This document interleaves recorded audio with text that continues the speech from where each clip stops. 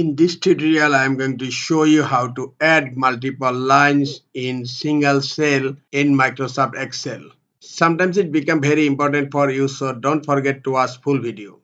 Here, I want to add multiple lines in this single cell. Select the cell and in formula bar, type a sentence. If you hit enter, just the selection will move to the next cell.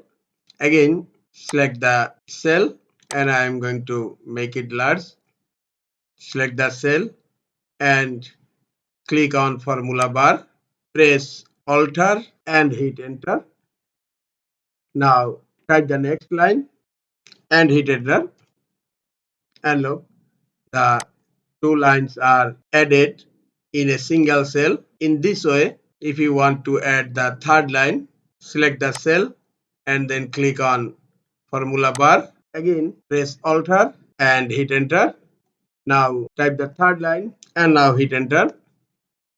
And look, the third line also added in a single cell. This is the easiest way to add multiple lines in a single cell on Microsoft Excel. This is all for today. Hope this tutorial is helpful for you. Keep watching for next tutorial. Thank you very much.